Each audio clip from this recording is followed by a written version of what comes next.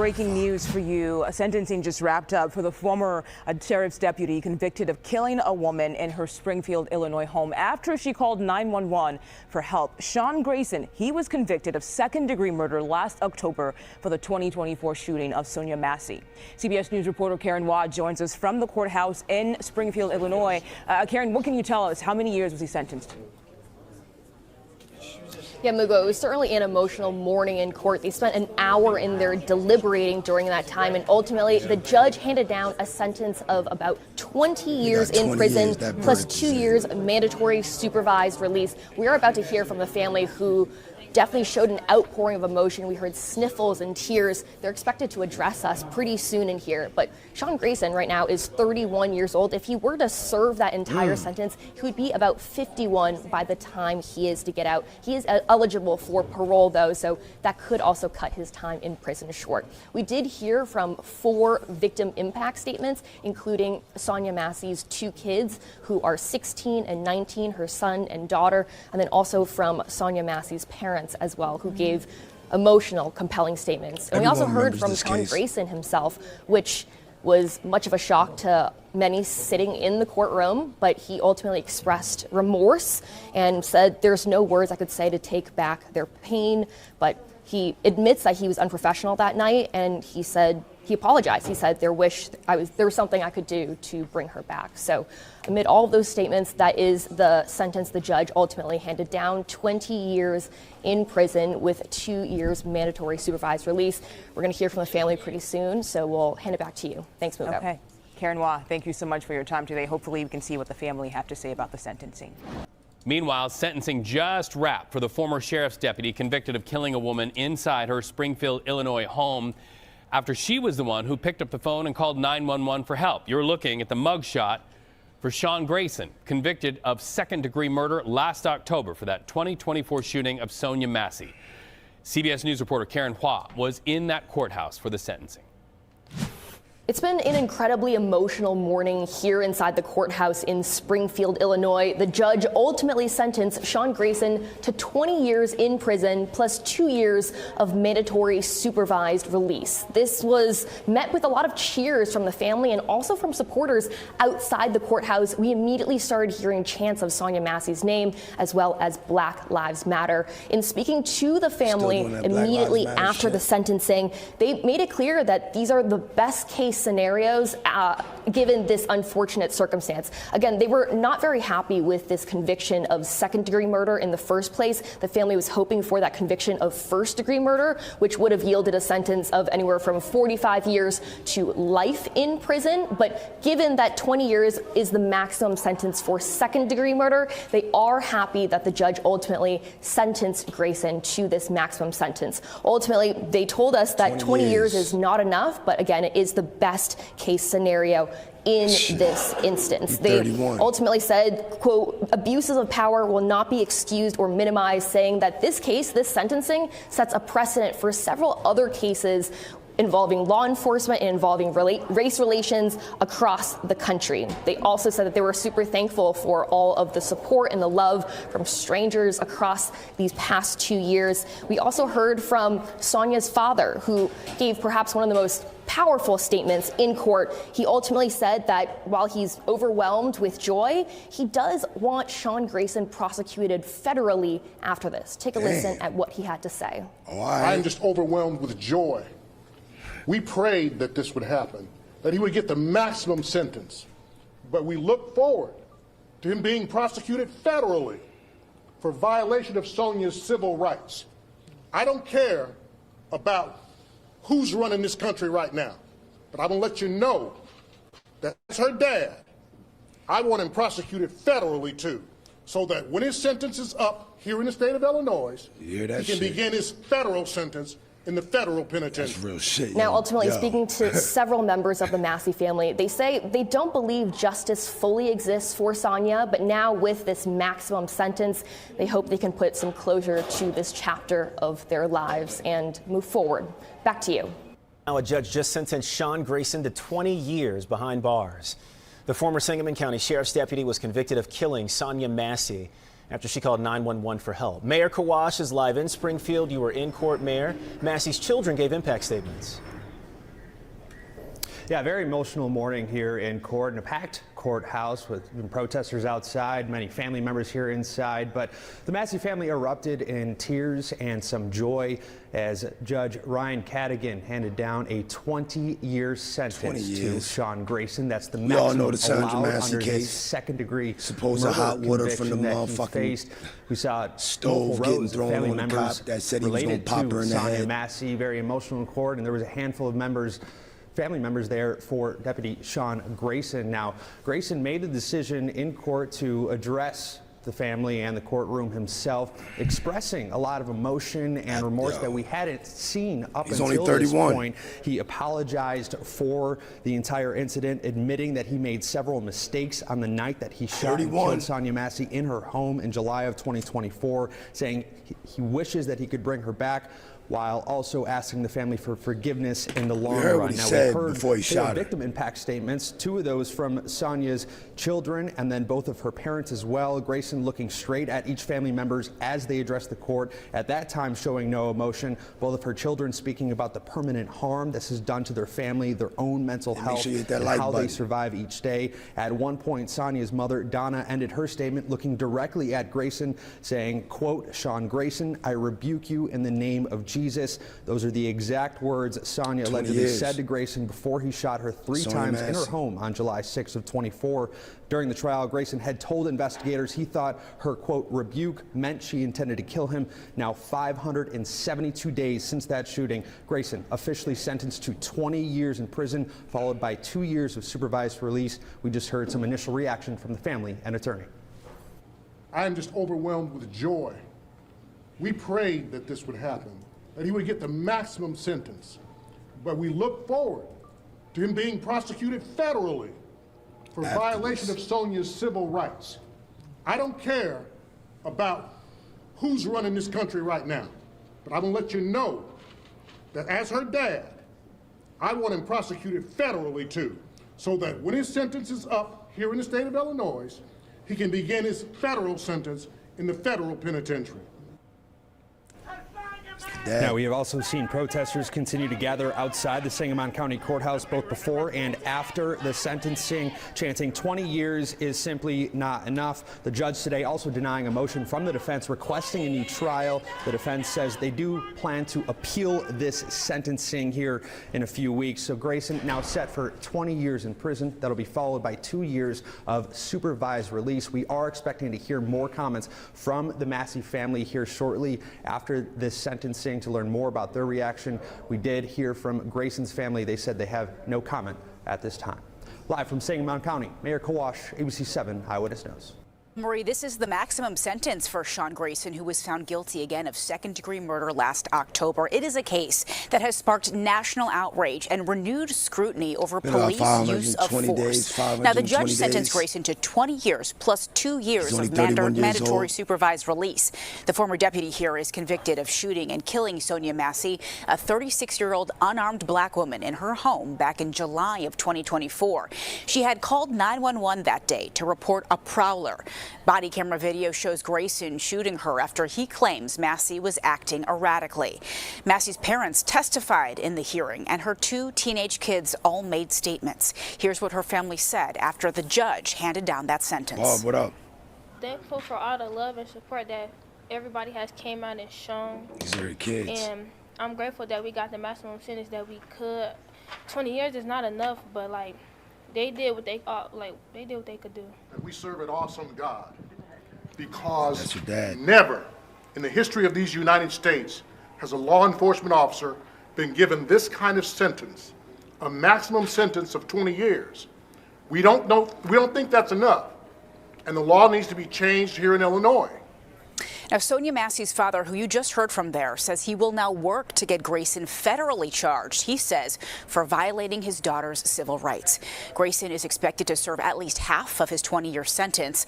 Our Sharday Gray is in court in Springfield. She'll have continuing coverage on this story this afternoon. Live in the newsroom. I said at least half a sentence. Marie, this is the maximum sentence for Sean Grayson. This morning, a former Illinois deputy is sentenced to 20 years for killing a black woman. Former deputy Sean Grayson was convicted of second-degree murder. Why do I never say that, yo?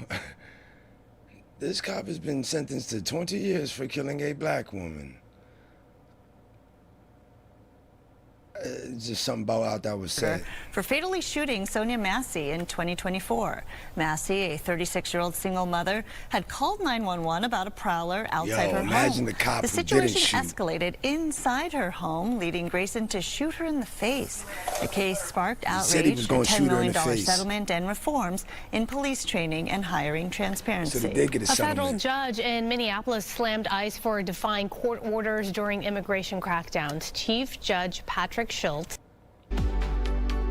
This is the live.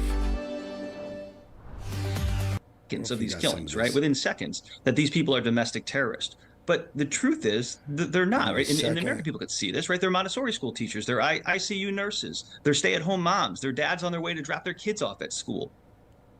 CBS News Chicago will be on in 2024, by President Trump.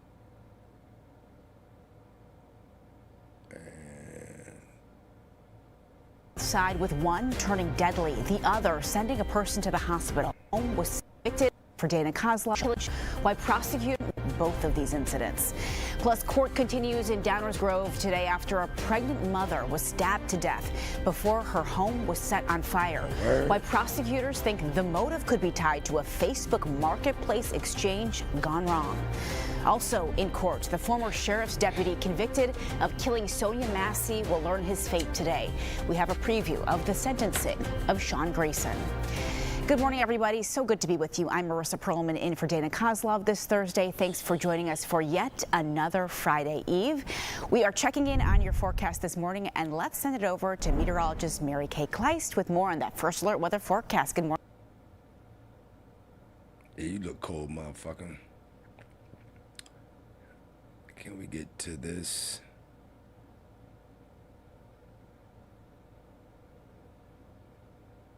Man, these motherfuckers.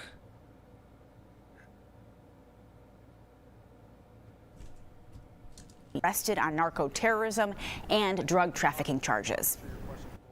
We had in our hemisphere a regime operated by an indicted narco-trafficker that became a base of operation for virtually every competitor, adversary, and enemy in the world.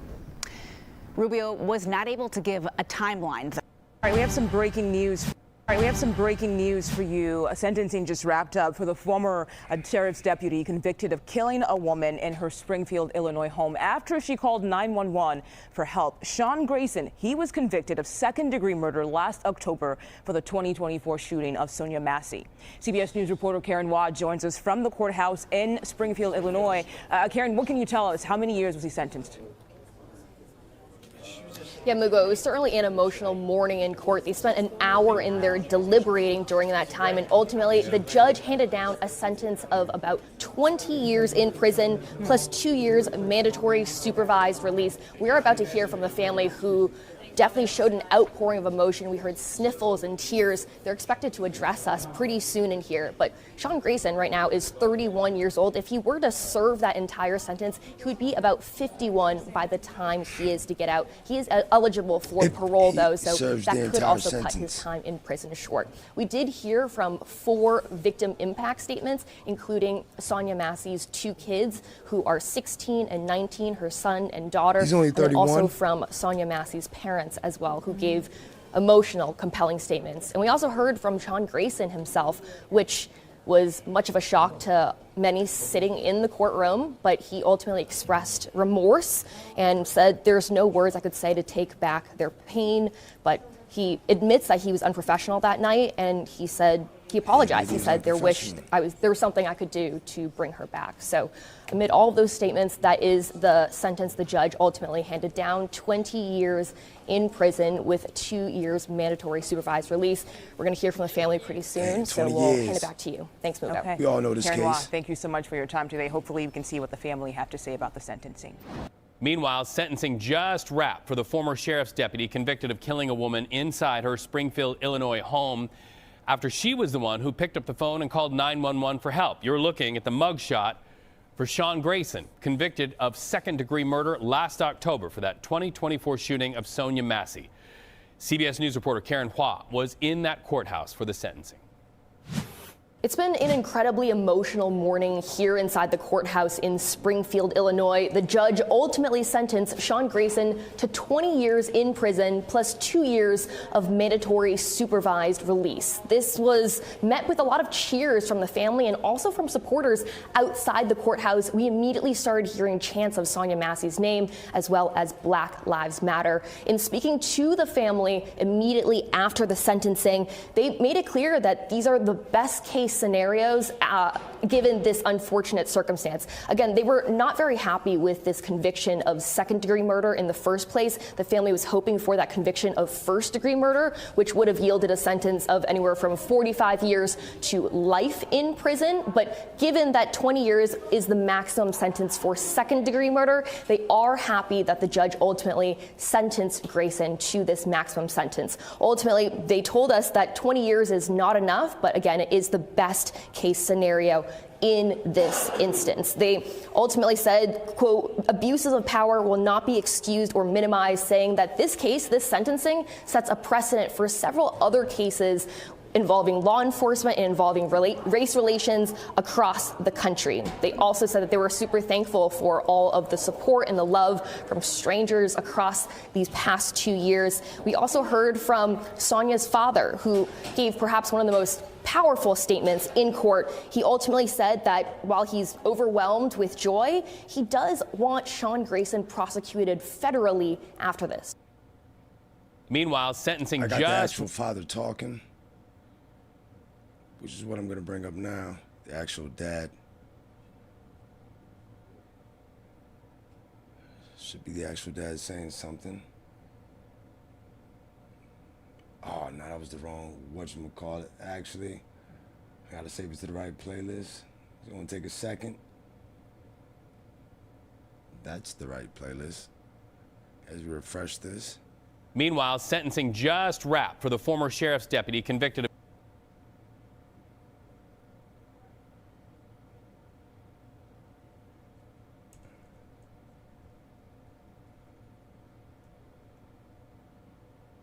I know they shit ain't muted, yo.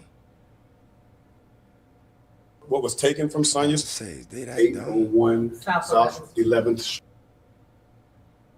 for this family. So we will just make a brief statement now.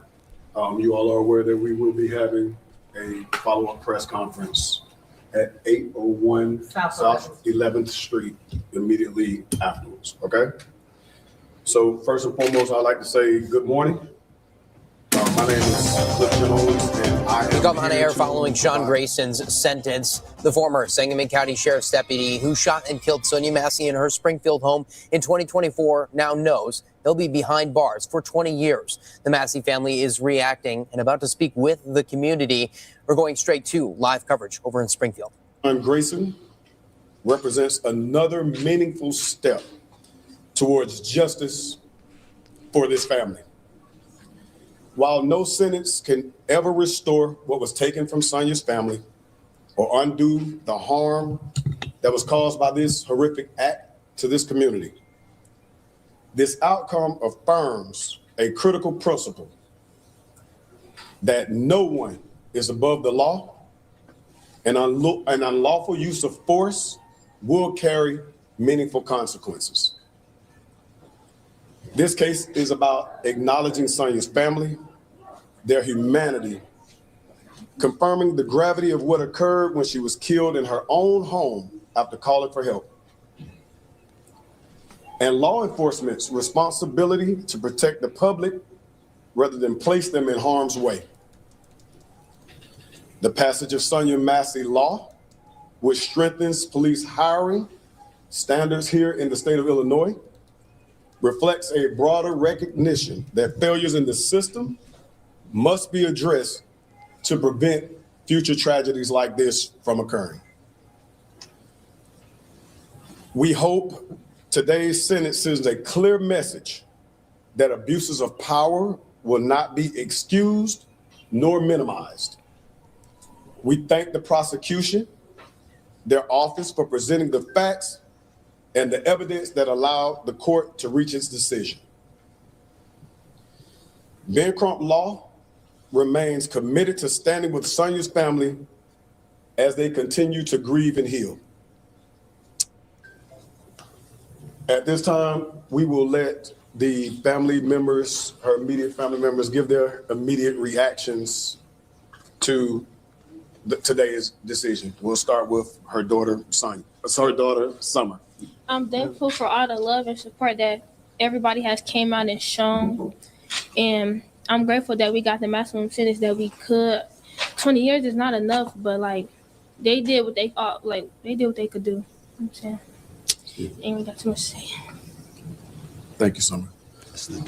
Now we will have a statement from, would you like to speak? Mr. Wilburn, this is Sonya's. I just want to say that we serve an awesome God, because never in the history of these United States has a law enforcement officer been given this kind of sentence, a maximum sentence of 20 years. We don't think that's enough. And the law needs to be changed here in Illinois so that there's something, a greater value placed on second-degree murder here in the state. But right now, I'm just overwhelmed with joy. We prayed that this would happen, that he would get the maximum sentence. But we look forward to him being prosecuted federally for violation of Sonya's civil rights. I don't care about who's running this country right now, but I'm gonna let you know that as her dad, I want him prosecuted federally too, so that when his sentence is up here in the state of Illinois, he can begin his federal sentence in the federal penitentiary. Thank you. Mr. Wilburn, he could be out in. I'm not going to take any questions right now. I'll take questions when we get to the other place. I just want to thank everybody for the support, even the media. Thank you for letting everybody get our story out and for believing in us. And I want to thank the judge. And I'm so grateful to get the full extent of the sentence. Thank you. Thank you all. We appreciate you and your time. And of course, like we said, we will be. Can you repeat the address for the press conference? 801 South 11th Street. Okay, Visions 1908. Within an hour, so I would say 11:30. It's 10:36 now.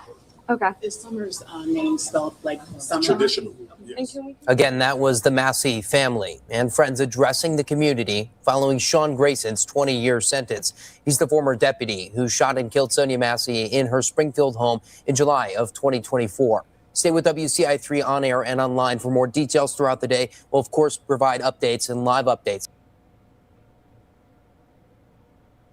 A judge just sentenced Sean Grayson to 20 years behind bars. The former Sangamon County Sheriff's deputy was convicted of killing Sonya Massey after she called 911 for help. Mayor Kawash is live in Springfield. You were in court, Mayor. Massey's children gave impact statements.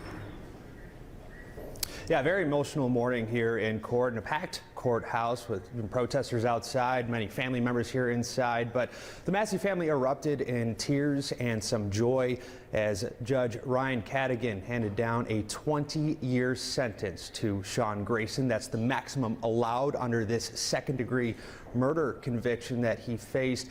We saw multiple rows of family members related to Sonya Massey, very emotional in court, and there was a handful of members. I got more of the dad for Deputy Sean Grayson. Now, Grayson made the decision in court to address the family and the courtroom himself, expressing a lot of emotion and remorse that we hadn't seen up until this point. He apologized for the entire incident, admitting that he made several mistakes on the night that he shot and killed Sonya Massey in her home in July of 2024, saying he wishes that he could bring her back, while also asking the family for forgiveness in the long run. Now, we heard 4 victim impact statements, 2 of those from Sonya's children and then both of her parents as well. Grayson looking straight at each family members as they addressed the court, at that time showing no emotion. Both of her children speaking about the permanent harm this has done to their family, their own mental health, and how they survive each day. At one point, Sonya's mother, Donna, ended her statement looking directly at Grayson, saying, quote, "Sean Grayson, I rebuke you in the name of Jesus. Jesus. Those are the exact words Sonya allegedly said to Grayson before he shot her 3 times in her home on July 6th of 24. During the trial, Grayson had told investigators he thought her, quote, rebuke meant she intended to kill him. Now 572 days since that shooting, Grayson officially sentenced to 20 years in prison, followed by 2 years of supervised release. We just heard some initial reaction from the family and attorney. I am just overwhelmed with joy. We prayed that this would happen, that he would get the maximum sentence, but we look forward to him being prosecuted federally for violation of Sonya's civil rights. I don't care about who's running this country right now, but I'm gonna let you know that as her dad, I want him prosecuted federally too, so that when his sentence is up here in the state of Illinois, he can begin his federal sentence in the federal penitentiary. Now, we have also seen protesters continue to gather outside the Sangamon County Courthouse both before and after the sentencing, chanting 20 years is simply not enough. The judge today also denying a motion from the defense requesting a new trial. 51 when you get out, but they want more. Plan to appeal this sentencing here in a few weeks. So Grayson now set for 20 years in prison. That'll be followed by 2 years of supervised release. We are expecting to hear more comments from the Massey family here shortly after this sentencing to learn more about their reaction. We did hear from Grayson's family. They said they have no comment at this time. Live from Sangamon County, Mayor Kawash, ABC 7 Eyewitness News. I heard the dad talking some more. Let me refresh this. A judge just sentenced Sean Grayson.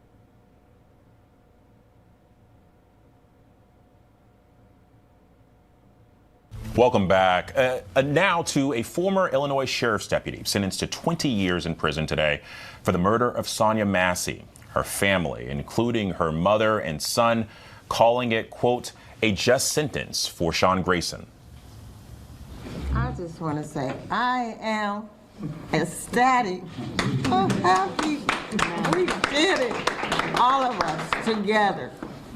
It wasn't just one or two of us, all our lawyers, all our support, everybody who went out in the streets and in the rain, sleet, and snow. Thank y'all, and I love y'all. God bless y'all.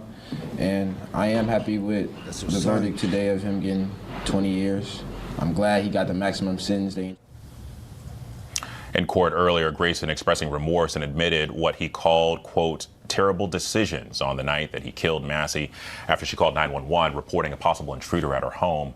Joining me now for more is Sonya Massey's father, James Wilburn, and Massey's cousin, Sonya Massey. First, thank you so much for the time, and I'm sorry for your loss. But James, I want to start with you, sir.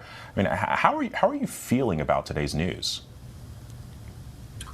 Well, of course, I'm elated with what occurred in the court today. It's interesting that during the trial, we saw no remorse. We saw no. Today, Sean Grayson asked for my forgiveness and all of our forgiveness for what he did. But I think the general feeling is that he's just sorry that he got caught up in this situation. He thought that he was above the law, and he said what he was going to do, and he did it. And we saw it, thanks to his partner, Deputy Farley, who had his body camera on from the beginning of the call. He turned the body camera on, and he gave us the correct narrative for what occurred. You hear this shit, yo, Reese? What up? On July 6th of 24. Yeah. Well, Sonya, can I ask you, we talked about that body camera footage of Deputy Farley. I mean, how crucial was that in this case, and have you been able to talk with that deputy? I have not been able to contact the deputy, but the footage was, I mean, you can't put a worth on it. It was crucial to this case. And I think Reese, that, remember being on the panels the during truth this always controversy? Me and Mufasa did a long panel. And I thank God for, Deputy Farley having the presence of mind to turn on his body cam. Hey, come on. Yeah. Well, and listen, I recognize The nigga that shot didn't have his you, body your cam family, you're still processing this news. That shit crazy. But it's also not lost on me that Sonya Luckily, had 2 children, Summer and the nigga Malachi. who We heard from didn't shoot had his shit on. Malachi earlier today. But I mean, how are they processing today? I think Summer and Malachi are doing the best they can. Their feelings are kind of all over the place. Summer has had some problems with, sometimes kids can be very cruel at school. They can make some very irresponsible, harsh comments. And she's had to deal with that. But she's handling it like a trooper. She is doing the best she can under these circumstances. Yeah, certainly. Well, and they say that whenever you lose someone, it's never that you fully heal. You just learn to carry it better. Mr. Wilburn, I'm curious, how are you learning to carry this right now? I don't know. I think it's just having a strong faith in God, and it's really increased my prayer life. It's caused me to pray more over my grandchildren and my other daughters that I have left now. The comfort's in knowing that I will see my daughter again, and it's when I leave this world, I know that in the next world, because she told Sean Grayson before he shot her in the face, like he said he would do, "I rebuke you in the name of Jesus." And I know that my daughter is resting safe in the arms of Jesus. And so I take refuge in that. The promise is sure and elect that I'll join her one day. Yeah. James Wilburn, Sonya Massey, thank you both for your time. Thank you. Thank you. All right, we have some breaking news for you. A sentencing just wrapped up for the former sheriff's deputy convicted of killing a woman in her Springfield, Illinois home after she called 911 for help. Sean Grayson, he was convicted of second-degree murder last October for the 2024 shooting of Sonya Massey. CBS News reporter Karen Waugh joins us from the courthouse in Springfield, Illinois. Karen, what can you tell us? How many years was he sentenced? Yeah, Mugo, it was certainly an emotional morning in court. They spent an hour in there deliberating during that time, and ultimately the judge handed down a sentence of about 20 years in prison plus 2 years mandatory supervised release. We are about to hear from the family who definitely showed an outpouring of emotion. We heard sniffles and tears. They're expected to address us pretty soon in here. But Sean Grayson right now is 31 years old. If he were to serve that entire sentence, he would be about 51 by the time he is to get out. He is eligible for parole, though, so that could also cut his time in prison short. We did hear from 4 victim impact statements, including Sonya Massey's 2 kids, who are 16 and 19, her son and daughter, and then also from Sonya Massey's parents as well, who gave emotional, compelling statements. And we also heard from Sean Grayson himself, which was much of a shock to many sitting in the courtroom, but he ultimately expressed remorse and said, "There's no words I could say to take back their pain," but he admits that he was unprofessional that night, and he said he apologized. He said there was something I could do to bring her back. So amid all of those statements, that is the sentence the judge ultimately handed down: 20 years in prison with 2 years mandatory supervised release. We're going to hear from the family pretty soon, so we'll hand it back to you. Thanks, Mugo. Okay. Karen Waugh, thank you so much for your time today. Hopefully we can see what the family have to say about the sentencing. Meanwhile, sentencing just wrapped for the former sheriff's deputy convicted of killing a woman inside her Springfield, Illinois home after she was the one who picked up the phone and called 911 for help. You're looking at the mugshot for Sean Grayson, convicted of second-degree murder last October for that 2024 shooting of Sonya Massey. CBS News reporter Karen Waugh was in that courthouse for the sentencing. It's been an incredibly emotional morning here inside the courthouse in Springfield, Illinois. The judge ultimately sentenced Sean Grayson to 20 years in prison plus 2 years of mandatory supervised release. This was met with a lot of cheers from the family and also from supporters outside the courthouse. We immediately started hearing chants of Sonya Massey's name as well as Black Lives Matter. In speaking to the family immediately after the sentencing, they made it clear that these are the best case scenarios given this unfortunate circumstance. Again, they were not very happy with this conviction of second-degree murder in the first place. The family was hoping for that conviction of first-degree murder, which would have yielded a sentence of anywhere from 45 years to life in prison. But given that 20 years is the maximum sentence for second-degree murder, they are happy that the judge ultimately sentenced Grayson to this maximum sentence. Ultimately, they told us that 20 years is not enough, but again, it is the best case scenario in this instance. They ultimately said, quote, abuses of power will not be excused or minimized, saying that this case, this sentencing, sets a precedent for several other cases involving law enforcement and involving race relations across the country. They also said that they were super thankful for all of the support and the love from strangers across these past 2 years. We also heard from Sonya's father, who gave perhaps one of the most powerful statements in court. He ultimately said that while he's overwhelmed with joy, he does want Sean Grayson prosecuted federally after this. Take a listen at what he had to say. I am just overwhelmed with joy. We prayed that this would happen, that he would get the maximum sentence. But we look forward to him being prosecuted federally for violation of Sonya's civil rights. I don't care about who's running this country right now, but I'm going to let you know that as her dad, I want him prosecuted federally too, so that when his sentence is up here in the state of Illinois, he can begin his federal sentence in the federal penitentiary. Now, ultimately, speaking to several members of the Massey family, they say they don't believe justice fully exists for Sonya, but now with this maximum sentence, they hope they can put some closure to this chapter of their lives and move forward. Back to you. Now a judge just sentenced Sean Grayson to 20 years behind bars. The former Sangamon County Sheriff's deputy was convicted of killing Sonya Massey after she called 911 for help. Mayor Kawash is live in Springfield. You were in court, Mayor. Massey's children gave impact statements. Yeah. All right, we have some breaking news for you. A sentencing just wrapped up. All right, we have some breaking news for you. I got some news that just came in. A sentencing just wrapped up for the former sheriff's deputy convicted of killing a woman. They're the two latest victims of Facebook Marketplace nightmares. Cops say this pregnant woman was stabbed 70 times in a dispute over the condition of a pickup truck she and her husband had sold. Cops say after stabbing Eliza Morales and her unborn child to death, the buyer set her apartment ablaze. This was a horrific act of violence. Her mother-in-law spoke at a vigil outside Chicago. You get angry, and then you get sad, and then you get angry again, and it's such a roller coaster.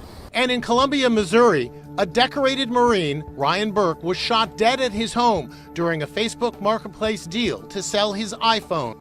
With his last breaths, he texted his mother and sister these haunting words: "I'm dying, and I love you." Pretty incredible that he had just that, in that moment, the calmness and discipline to say his goodbyes. 3 suspects have pleaded not guilty to murder. The Marine and the pregnant mom are just the latest victims of violence in connection with a Facebook Marketplace sale. Just 2 months ago, a homeowner selling his laptop was bear sprayed by 2 thugs who came to his house. Yo, what? My entire face. What the fuck are they doing in your house? In all black? This shit don't even look right. It don't even look right. Why are they in the house in all black? What the fuck is going on again? Suspects have pleaded not guilty to murder. The Marine and the pregnant mom are just the latest victims of violence in connection with a Facebook Marketplace sale. Just 2 months ago, a homeowner selling his laptop in my house. Man, I go to the police station to sell that shit. Are you fucking dumb? Was bear sprayed by 2 thugs who came to his house. And yo, look at, he pulled out that shit out of his pocket. My fucking Sean in the way, yo. Hold up. Look at that. You see that? You gotta look right there. Look right there. He just pulled out a cannon. Wait, my bad, I moved. Look right there. He just pulled out a cannon. You see the white hand? He just pulled that shit out of his pocket. This nigga should have a gun in his hand. Why are we in my house selling a laptop? With niggas in all black. You can't make this shit the fuck up, man. With a fucking half shiesty on. Man, are you fucking stupid? Gotta be fucking dumb, man. Niggas, man. Is it really Facebook Marketplace fault? It might have been the location. Meet at station. Or niggas is bugging. And then you niggas are dumb for doing this shit in the motherfucker house. But he thinks because he has a camera, why not do it in the house? What a dumbass. They dumb. Everybody dumb. House. Bear maced him. What are they doing? Months the ago, laptop. A Oh, the homeowner laptop. selling his laptop was bear sprayed by 2. The laptop is like, the laptop's next to the owner. And he's about to get bear maced, and then they about to fuck up the laptop probably. Thugs who came to his house. The laptop broke. My entire face was pulsating red. And this seller jumped on the getaway car after he says his Rolex was stolen in a Facebook Marketplace deal gone bad. Here's Les Trent. So how do you stay safe?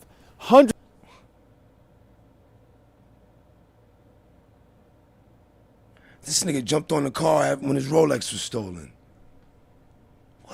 This nigga selling laptops. This ain't Facebook Marketplace fault, yo. By 2 thugs who came to his house. Bear maced. Look at you. My entire face was pulsating red. And this seller jumped on the getaway car after he says his Rolex was stolen in a Facebook Marketplace deal gone bad. Here's Les Trent. So how do you stay safe? Hundreds of police departments across the country have set up safe exchange zones at precincts like this one in Fanwood, New Jersey. Yo, I can't make this shit. Y'all just heard me say this shit. I ain't see this shit. This shit like 2 hours old, yo. They got meetup spots at stations. Nigga, I'm fucking genius. I just said this shit. Oh, Barb said it too. But yo, I had no fucking idea. Meetup spots for Facebook Market, that's fucking genius. Here's Les Trent. So how do you stay safe? Hundreds of police departments across the country have set up safe exchange zones at precincts like this one in Fanwood, New Jersey. This is monitored by our surveillance cameras 24 hours a day, 7 days a week, and it is recorded. Another tip, meet in a public place during the day. I would never go into someone's house, and likewise, I wouldn't want a stranger coming into my house to engage in this type of transaction. Facebook Marketplace does post safety tips, including the recommendation to meet in public places. Yo, I had no idea. I just talked that shit up, man. Nigga, Barb said we got him. No man can't even come by my house. Yeah, nigga, because you live in the fucking Delta of Mississippi, nigga.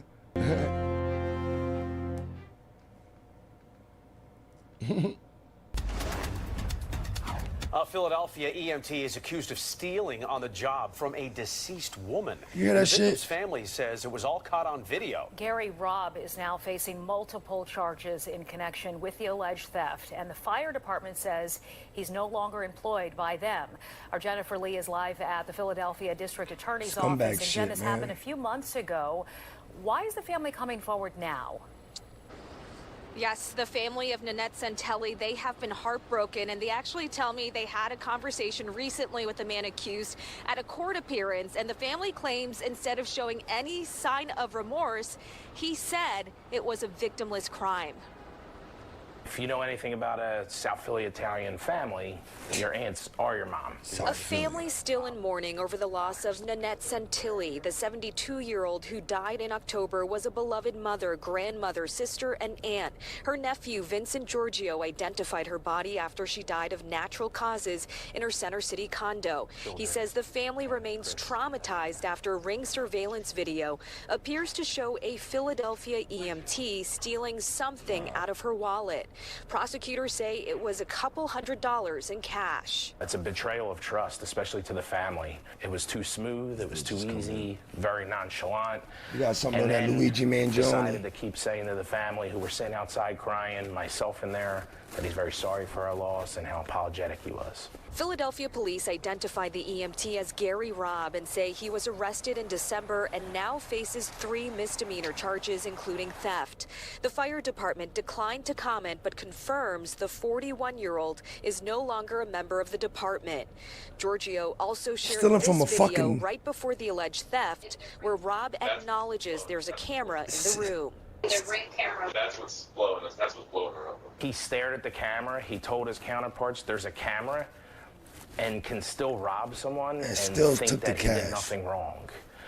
That's a problem. According to court filings, Robb does not currently have a lawyer. We stopped by his Philadelphia home, but no one came to the door. Philadelphia District Attorney Larry Krasner says the allegations are extremely disturbing since the community expects EMTs to help, not hurt. Not steal cash. This is an abuse of a position of trust. He's Fucking in scumbag. the home because of his status as an EMT for the fire department, whose salary is paid by us. And the allegations are that he is taking money that belongs to the deceased and to her family. If convicted, the DA says Robb can face a sentence of 3 to 6 years in jail. And while he wouldn't be barred from working as a first responder, the DA hopes public agencies take due diligence before hiring. I would like to think that if guess these not. allegations are confirmed and if this defendant is EMT, convicted, I would stealing like from to old think that ladies' he cash. does You not got a have camera right another there? opportunity All to right. be in a position of trust. Fucking We're just scumbag. constantly reliving this, and I think until You got this a camera right there? situation Right there? ends, Let me run your pockets. it's just going to constantly be a Fucking reminder. scumbag. Now, Robb, he is due back in court next Thursday. Once we hear from Robb about these allegations, we'll make sure to get his response to you. Jason? All right, Jennifer Lee, thank you very much. An update after a warrant was issued for professional boxer Gervonta Davis. He has been booked again in jail, facing charges in connection with the domestic violence incident. I want to go now to local 10's Hannah Yushivi. She is. An update after a warrant was issued for professional boxer Gervonta Davis. He has been booked again in jail, facing charges in connection with the domestic violence incident. I want to go now to local 10's Hannah Yushivi. She is live outside the jail right there in West Miami-Dade. Hannah, good afternoon. Gervonta Davis woke up behind bars here today after Miami Gardens police officers arrested him yesterday. They had been searching for him for months, and according to police officers, he allegedly attacked one of his ex-girlfriends inside a strip club this past October. 31-year-old Gervonta Davis was arrested yesterday. Officers say the woman he allegedly attacked was his former partner and was working in the VIP section of a strip club when Davis grabbed her by the hair and throat, attempting to force her towards a parking lot. In a civil lawsuit, she's seeking $50,000 in damages, saying this was not the first time the professional boxer abused or threatened her. Police say for the woman, this was the incident that pushed her to finally come forward. The victim reported sustaining minor injuries, including visible bruising to her left arm at the time the report was made, and she sought medical attention. The woman told investigators the relationship had ended about a month before that incident happened. After months of investigation, Miami Gardens police officers, along with the help of the U.S. Marshals, arrested Davis yesterday evening at Miami's Design District, just as he was walking out of a store. This is not the first time Davis is arrested.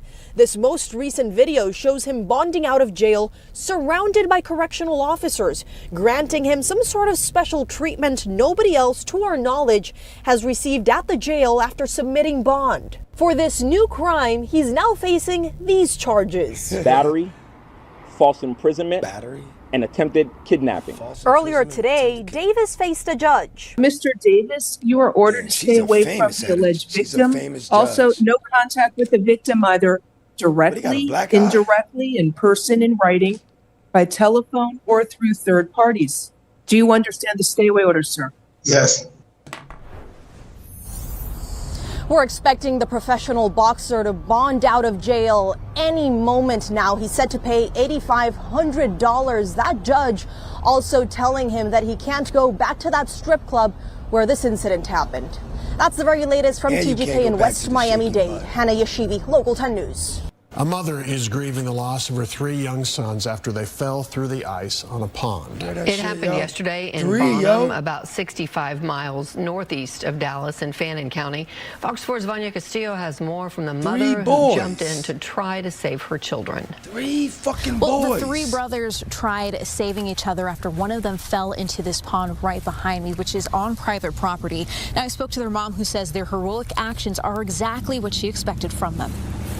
How do you go from having 6 kids to 3? Damn. I don't know fucking how you boys. do that. I guess I gotta figure it out, though. A quiet house surrounded by a field of fresh fallen snow. The steady laughter of Cheyenne Hangman and her kids playing filled the air. We were actually just supposed to go, like, sledding on a cardboard box somewhere on a hill or something. But that didn't happen.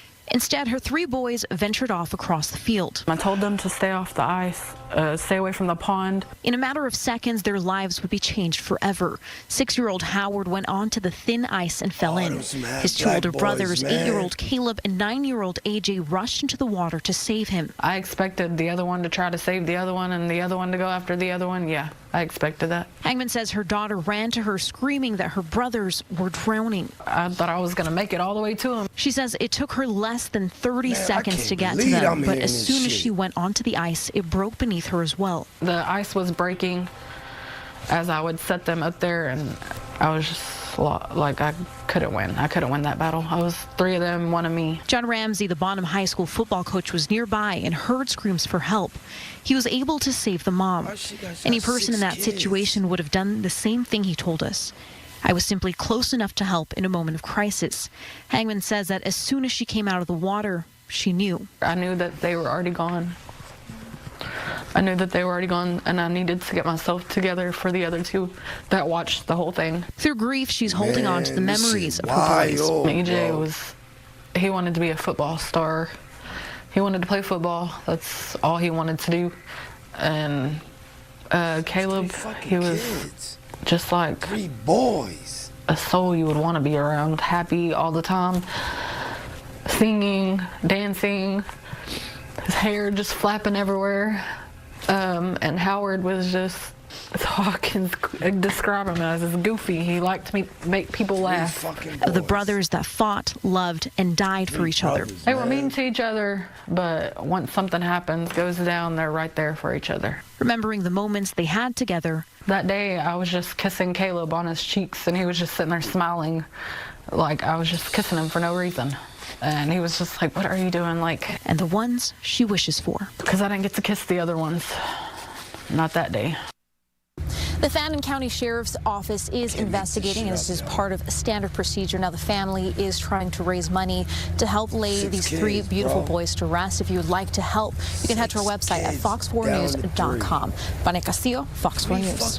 Tonight, a Chicago man is going to sleep in his own bed. This is a good case here, man. Antonio Porter getting released from jail. The first time in more than 2 decades. Antonio Porter walked out of a jail tonight, a free man, at least for now. WGN's Brona Tumulty has more this evening. Antonio Porter taking a brief moment today to look back at a life he hopes to leave behind forever. His lawyer, the first, with a much-needed hug. It feels good to be out. It feels good to be free. You're a free man. You're heading home. I know. How are you feeling? I feel good about that. A feeling 20 years in the making for Porter, his family, and in particular, his mother. I know how she feels. She feels good. I've been fighting a long time for my son. I've been really fighting for him. Rosemary Cade spoke with us at court Monday, moments after a judge vacated her son's murder conviction from 2003, when he received a 71-year sentence following the death of 28-year-old Lamont Harrison, killed during a dice game outside an elementary school in Grand Crossing the previous year. Activists say a flawed trial and coerced testimony incorrectly connected the dots, stealing years from Porter's life and from his loved ones as well. He's not only just Rosemary Cade's son, but he's someone's father. He's someone's grandfather, and he missed out on a lot of things because of corruption, because of cruelness. His family couldn't be here at the exact moment he walked out, as we're told it wasn't clear when that would be. They've been here for on and off for 36 hours. They gave us no warning of when he would be released. The Cook County Jail on, -5 right now.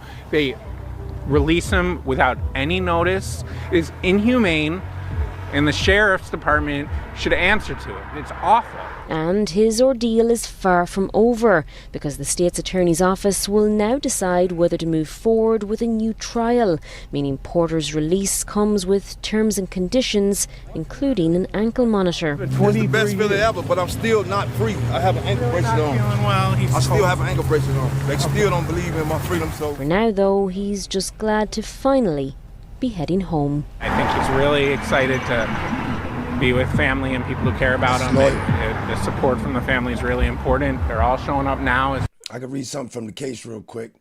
If y'all don't even know, in Chicago, Antonio Porter has been released after prosecutors dropped the murder charges against him. Officials said that after reviewing the evidence, they determined the case could not meet the legal standard required to proceed to trial.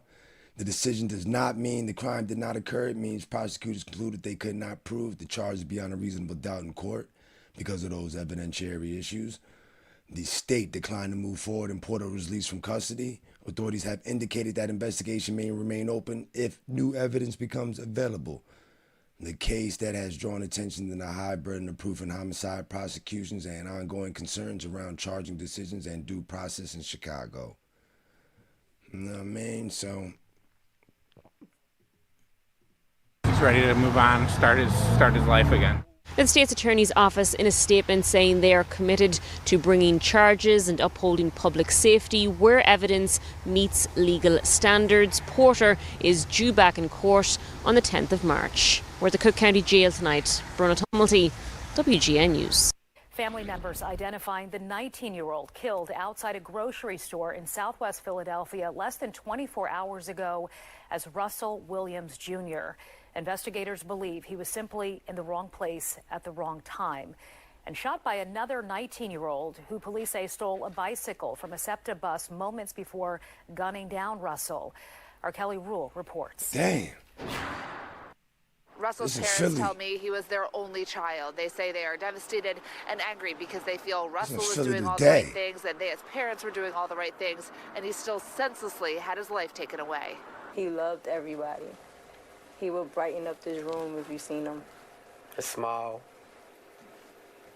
There wasn't nobody that didn't know him in Southwest Philly. 19-year-old Russell Williams Jr. was on his way home from All-State Career School just before 10 last night. He was studying for his commercial driver's license, all part of his big plans, according to his parents, when they say his life was ripped from him for no reason. We live life to, raise our kids up the right way and to do the right things, and he literally do the right thing, and you still take that person from you for doing the right thing. In surveillance video provided to Fox 29, you can see Russell walking with his backpack on down Dix Avenue towards 66th Street when a man on a bike comes up behind him. He gets off the bike. We are pausing the video before it shows him suddenly shoot Russell. Damn. You can see just how quickly this happens in video from a different angle. Word. This camera captures the shooter immediately running off after the shooting. The 4 gunshots. I look out the window, and then you finally hear the police Ran coming down up. on him and shit. And I didn't know what was going on. That boy walked up on my son. My son looked at this boy in his face, and he shot him up. Something went down at that school.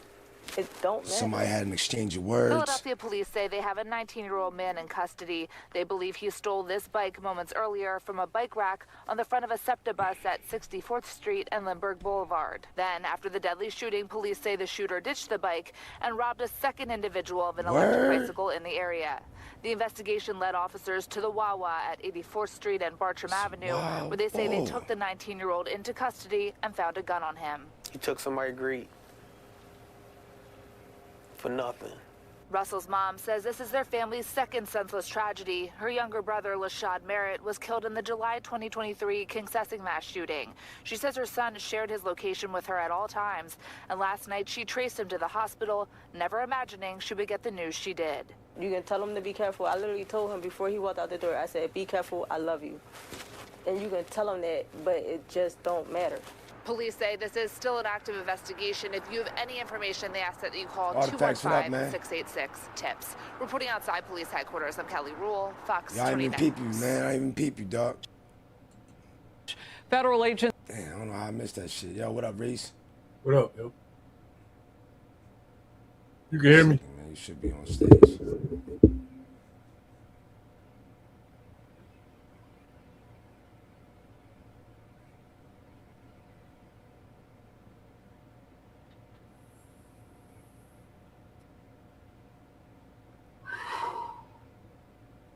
Matter of fact, I gotta, yo, give me a second, man. Should have been took care of this shit.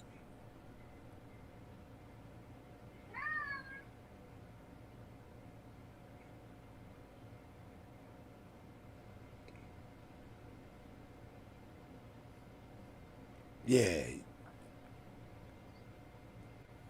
I don't know if it's me, but I can't hear you, yo. You can hear me now? I'm gonna come back in. I'm gonna go out and come back in. I see your shit moving. Is it me? Give me a second, yo. I got the fucking site muted. Hello? Yo, you hear me? Yo, 1, 2, 3. Right. Yeah, that's my dumb ass, man. I be having the site muted and shit. Yeah, what's good? I'm in here now? Yeah, you good. Yeah, you up top. Right. You don't see yourself? Oh, what's up? Damn, this is a new format. I'm high as shit. I'm looking down the bottom for me and shit. Big guy, I'm all over the place with this shit. That's my girl, Harris Faulkner, right there. Well, yo, I'm about to say this must have went to the next news, John.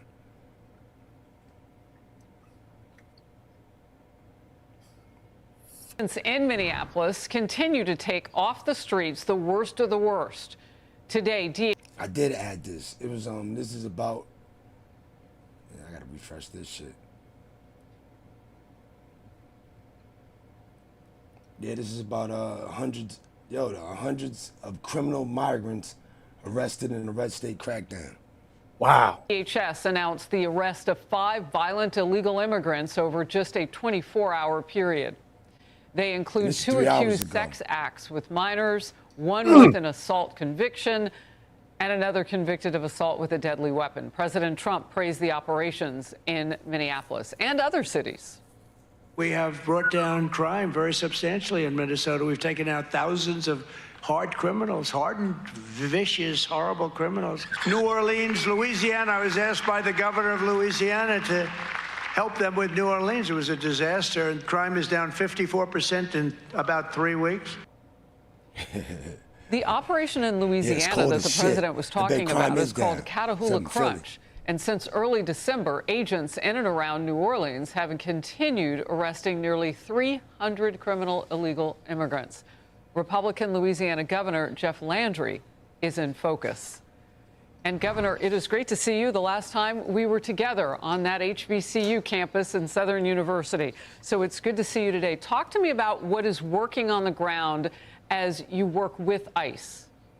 Well, look, first, Harris, we'd love to have you back on Southern's campus and love to have you dancing with the band again. So, again, thank you for having me.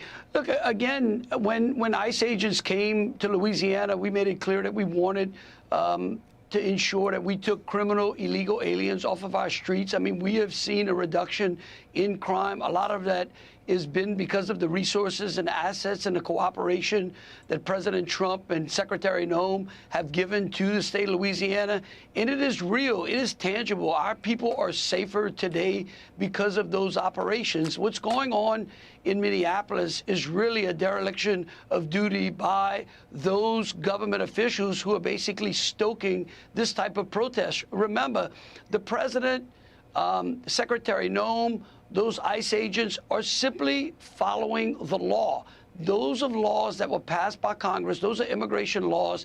It's been decades of, that's the New Orleans basically borderless, open borders that Democrats have allowed these people to pour in. And the president said it time and time again. The people that were coming over the border, a lot of them were very violent. They were emptying our jails. We had child predators. We had a lot of drug trafficking going on, human trafficking, and the Democrats just sat there, just mums the word, did not care, dog whistling them in.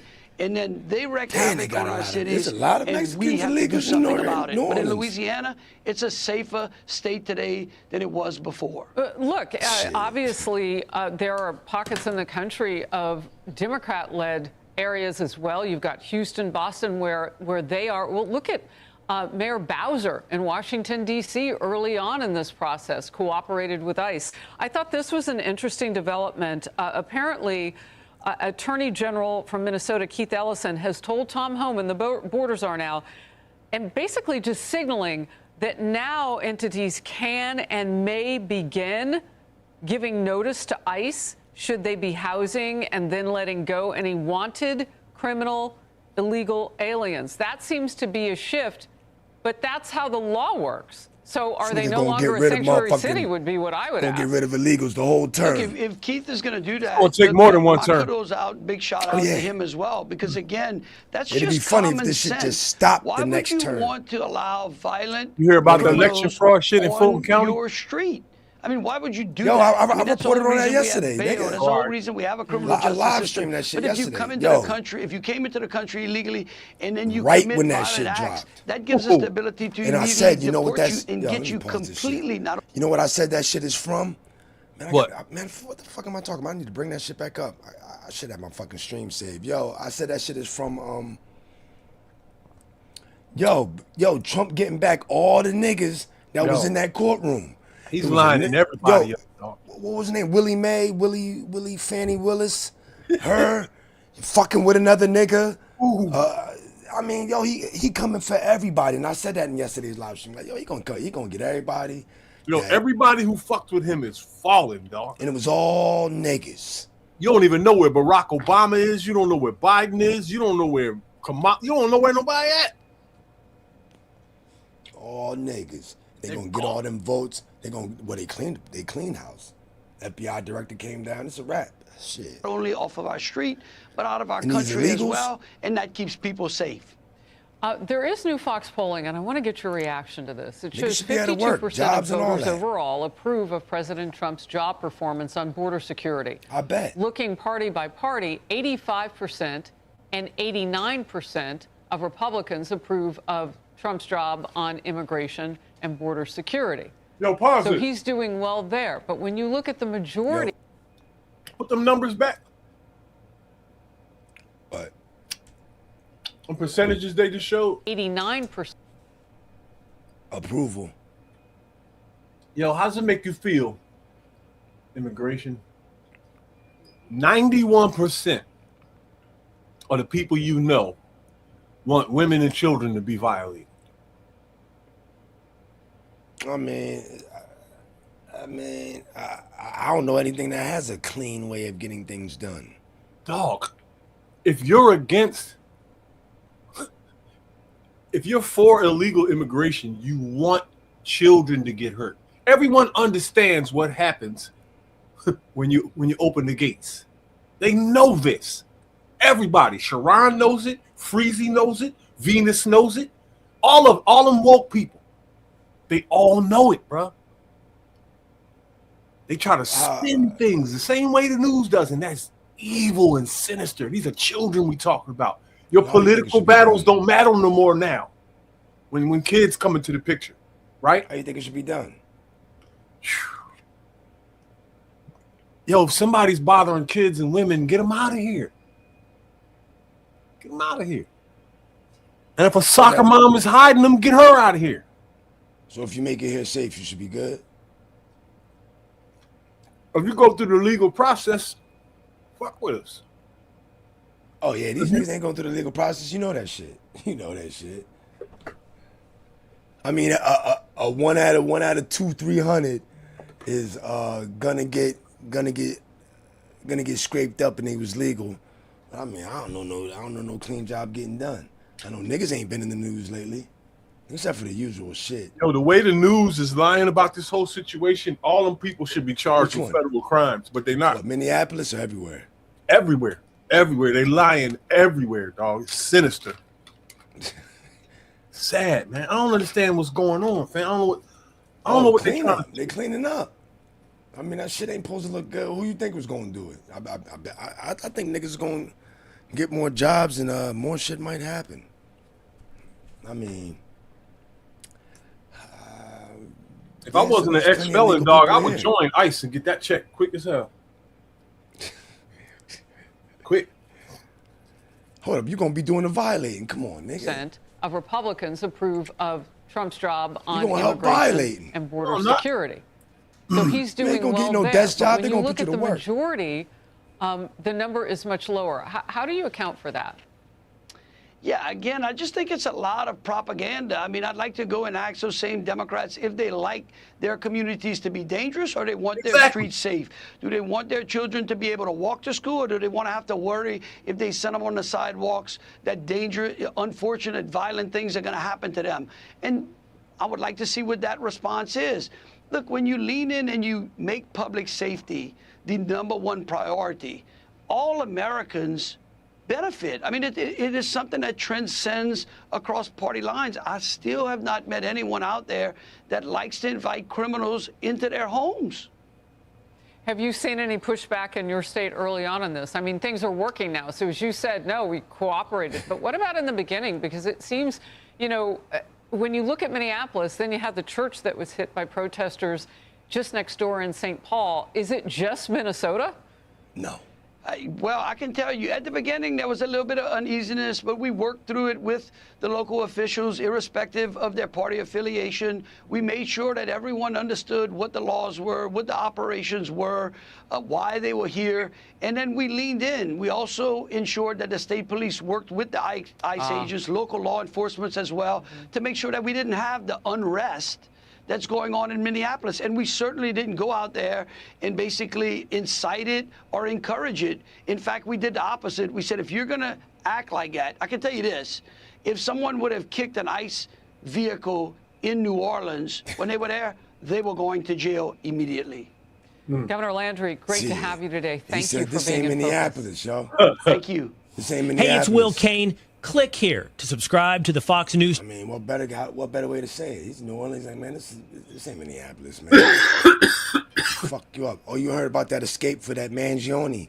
Somebody trying to well, here it is. The case against the man accused of killing United Healthcare CEO Brian Thompson may have just taken a bizarre turn. And that is because federal authorities say someone may have tried to get Luigi Mangione out of jail. According to a new criminal complaint, a man allegedly walked into a Brooklyn federal jail, claimed he was an FBI agent, and said he had paperwork signed by a judge to release an inmate. Now, based on certain circumstances, it is believed to be Mangione. How did he think that this would work if the allegations are true? Was he close to actually pulling this off? And what does it mean for Mangione's case? We're going to break it all down with a prison consultant who knows the system inside and out. Welcome to Sidebar, presented by Law and Crime. I'm Jesse Weber. The targeted execution-style alleged murder of United Healthcare CEO Brian Thompson on a Midtown Manhattan street was already a shocking crime. One of the most shocking crimes we've covered in recent memory. And the accused killer, Luigi Mangione, was captured 5 days later, has been locked up ever since, awaiting two massive trials, a state trial, a federal trial. But now, we have just learned of what appears to be yet another bizarre moment in this saga. Now, we can't say for sure it's connected to Mangione, but when you connect some of the dots, I think it might be a fair assumption. So federal authorities are now claiming that a man from Minnesota walked right up to the federal jail in Brooklyn last night where Mangione is being housed and tried to pose as an FBI agent. He apparently claimed he had a judge's order to release a specific inmate, and law enforcement, if you're reading between the lines, may be saying that that inmate was Mangione. Now, when guards asked for his credentials, he apparently showed a Minnesota driver's license. In his bag that was searched by authorities, not official paperwork, but a barbecue fork and what looked like a pizza cutter. Now, if all of this is true, how on earth did he think that this would work? What does that say about the security? I mean, did he get close? Really? What was the plan here? And by the way, what happens next for Mangione? I mean, is he due back in court tomorrow? We're going to break down this stunning new criminal complaint line by line. We're also going to be talking with prison consultant Justin Paperny, who knows this system inside and out, about how an attempt like this can even happen. But for viewers just joining us, really very quick recap of the case at the heart of all this. So Luigi Mangione is accused of the point-blank fatal shooting of United Healthcare CEO Brian Thompson outside of a Midtown Manhattan hotel in December of 2024. And authorities allege it was a meticulously planned, targeted attack. Mangione was arrested days later in Pennsylvania. He's been held without bail ever since. And remember, he is facing not one, but two major trials, one in state court for murder and another in federal court in the Southern District of New York, where prosecutors are seeking the death penalty, or trying to. It is a high-stakes, high-profile case that we have been following very, very closely. And that is what makes this new development just so...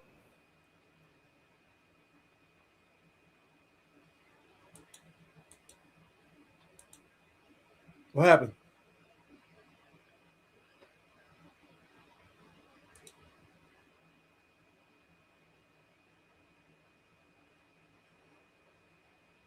Luigi only referred to as a specific inmate in custody. However, a law enforcement source directly involved in the case has confirmed to multiple news outlets that the inmate in question was indeed Luigi Mangione. Let's talk about it. All right, joining us to break all of this down, prison consultant, friend of the show, Justin Paperny. Justin, thank you so much for coming on. It's breaking news. Got you on so quickly.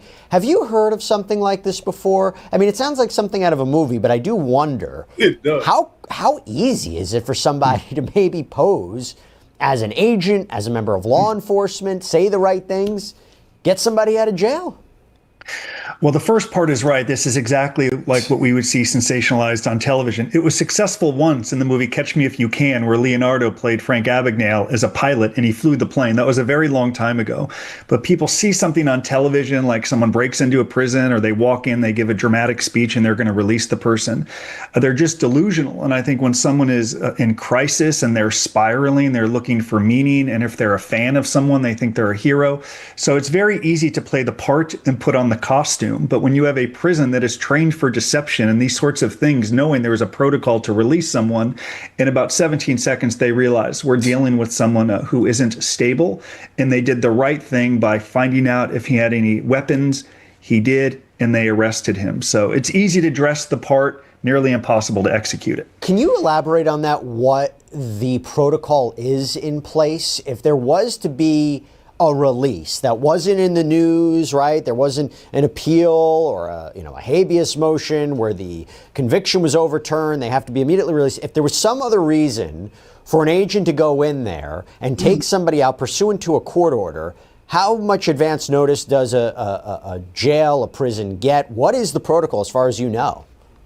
So there's a chance the prison can find out the day before. That's happened to people in our community. A case manager calls you in and said, you're going out tomorrow, you're getting released, you're getting transferred. But there is a process in place that could take weeks or even months. A writ goes to a judge, the judge signs it, it goes to the marshals, they coordinate with the Federal Bureau of Prisons, the Bureau of Prisons notifies the warden, there's paperwork along the way, there's checks and balances. Even when I surrendered to a minimum security camp a long time ago, I had 9 separate people ask me 9 times my name, my Bureau of Prisons number, and I was going to a camp.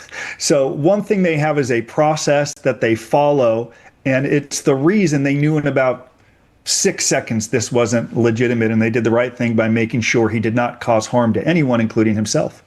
Is there a possibility he could have fooled them? Maybe not him specifically, but I have to be completely honest about this. Again, the court paperwork doesn't officially say that he was trying to release Mangione, but based on some of the other circumstances, let's assume that for a moment. given the high-profile nature of this case, given the fact that there are a lot of people who have support for Mangione, are in his camp, there's a ton of money being raised, I gotta say I'm not surprised that this happened. I actually wonder if this is going to be the last time we see something like this. But could there have been a set of circumstances where if somebody had the right documentation, said the right things, was a really good, con artist. Let's be clear, this individual is innocent until proven guilty. Is the system foolproof? Could there have been a scenario where he could have been busted out, and then what?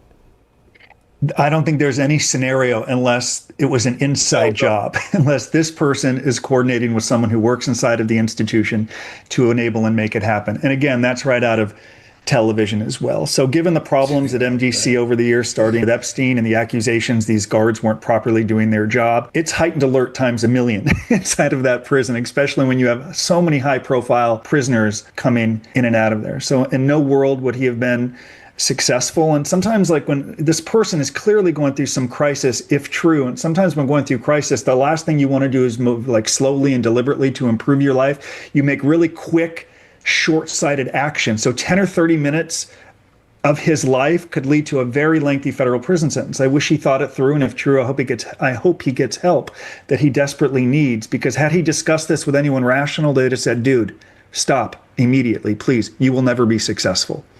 The trial hasn't even started yet. Does this give you concern about what we can expect moving forward as this case advances, what the security might be, whether it's at a jail, whether it's at a prison, whether it's at a courthouse? Never seen a case like this before in my life. I really it's a little bit. Yeah, it's a little like the Batman. Some people are trying to break out the Joker, with all due respect. I mean, it is not normal. And what happens is the longer he's in custody, people who view him as a hero and they want to help him, they view him, this is unfair, this is unjust, he should be free, he should have a bracelet on, we've raised enough money for bond, he should be in the community, other people accused of similar crimes are. So the longer that narrative hardens, the more people become emboldened to try to help him. So you can expect when the trial begins for there to be hundreds, if not thousands of people outside the courthouse. And the closer we get to some verdict, the worse it's only going to get. Now, in federal cases, there will not be cameras inside of the courtroom. I wish there were, because you could see full transparency in what's said on both sides. And when you can't hear it, you hear it from other people. And then that narrative will harden and move on in time. So expect it to build the closer to the trial. I want to go through this criminal complaint line by line, because I think it's really important. So this is the document where the agent lays out exactly what he claims happened. It is a wild read, but the government story starts with a specific time and a specific place. Quote, on or about January 28th, 2026, at approximately 1850 hours, the defendant Mark Anderson approached the intake area inside the MDC and claimed to uniformed members of the Federal Bureau of Prisons, BOP, that he was an FBI agent in possession of paperwork signed by a judge authorizing the release of a specific inmate who was in custody at the MDC. Okay, so 6:50 p.m. last night, the intake area, the front door of the jail, he walks up, basically says, I'm an FBI agent. Incredible. Now, of course, the guards, they ask for proof. And here's what the complaint says. When asked to provide federal credentials, the defendant Mark Anderson displayed his Minnesota driver's license to the BOP officers and then claimed to be in possession of weapons. Okay. Anderson also displayed and threw at the BOP officers numerous documents.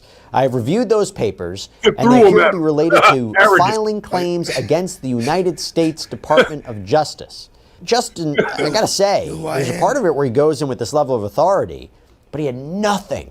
I mean, if the allegation's true, nothing to back it up, and shows kind of that erratic behavior. It was nothing even about, it seems, about that inmate.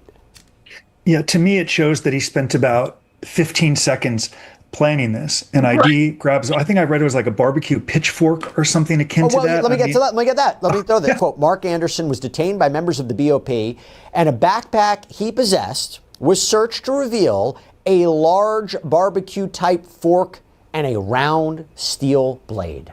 Tell me, this kind of pizza cutter. These weapons. What do you think? What was the plan? There was no plan. I think he's not thinking clearly. A lot of television where you presume because you have the costume on and you have an ID and you have a letter from a judge, they're going to release you. It's like, I'd love to go to the bank this afternoon and say a judge or someone signed off that my mortgage is paid, wipe it clean. They'd laugh me out of the bank or arrest me. He just didn't think it through. And to think that you could, walk in with weapons like that in a letter, it's kind of like thinking you can rob, Fort Knox with a plastic sword. There was just no thinking through it. now what they'll do, what a prosecutor will do, they will go through every alleged offense. So it's like doctoring documents, a weapon. And before you know it, it could be a long time in prison. And if guilty and there are health issues, I pray he gets treatment he needs. But what we have seen in the past is, and we've covered this before, we've covered it where a guard may sleep with an inmate, then it happens again and again. We don't want to see that copycat where it emboldens a person to say, this is where he did it wrong. I'm going to learn from his mistakes and I'm going to correct what he did wrong and I'm going to do it right and get him out of here. The first tends to lead to another. And that's something that the authorities need to look out for and be alert. Now, we have learned from new reporting that there's a hearing expected tomorrow in Mangione's federal case. We believe the judge is expected to rule soon on whether it's going to be a death penalty case. The Manhattan DA's office has asked the judge to set a July 1st trial date. They say they're ready. Jury selection in the federal case already scheduled for September 8th, although the U.S. Attorney's Office has said that it expects the state case to proceed first. How complicated do you expect this to be in terms of his multiple trials, perhaps multiple phases? What's your take on it? My take is that, of course, it's very complicated. And if they pursue the death penalty, it's because they're 100% convinced they're going to get a conviction for that. And it aligns with the messaging right now, I think, of this administration of holding people committing violent crimes to justice. And in this instance, they believe by pushing it that it could require the death penalty. So if they're pushing for it, they think they are going to be successful. And again, that will upset people for myriad reasons. We'll see. But it's an incredibly complex case, and it continues to get more attention over time. And to your point earlier, as trial approaches, it's going to be very popular. A lot of attention. Do you think events like this will influence that decision or influence in the way, maybe even the way the trials are held, maybe the security protocols? I'd have to imagine so, even the way that he's transported back and forth. Mm-hmm. But also, do you think it's going to affect the decision-making in this case, in your experience? Zero, nothing. I think the U.S. Attorney's Office has an end in mind. I think they want him convicted. They want him sent. They want him to endure they want death. And they've said it from the beginning. So I don't think anything gets in the way of their end game, seeing him executed. Wow. And real quick, the security put in place now for every hearing, for the trial. Can you imagine what the crowd is going to look like on day one of either jury selection or opening statements in a trial? What that scene is going to look like outside the courthouse, inside the courthouse? Are you aware of any additional protocols, any additional resources that would be needed for something like this? I've seen it. I've been to 1,500 sentencings in my career to support people of the white-collar advice community facing a sentencing hearing primarily for a white-collar crime. But in advance of that, an MS-13 gang member, someone sentenced, even if they've been in custody this entire time, usually at a white-collar crime sentencing, there may be no marshal in the room, or one if the judge wants to take that person into custody. But I've just been to sentencing hearings with violent crimes, 8 or 9 marshals, all on total lockdown, all high alert, people going through metal detectors before they get into the prison. So you can absolutely expect that throughout the entire circus that will be this trial. There is no doubt. Justin Paperny, thank you so much for jumping on. Really appreciate it. My pleasure. Thank you. And that's all we have for you right now here on Sidebar. Everybody, thank you so much for joining us. And as always, please subscribe on YouTube, Apple Podcasts, Spotify, wherever you should get your podcasts. You can also check us out on NBC's Peacock. We got Sidebar episodes up there too. And if you want to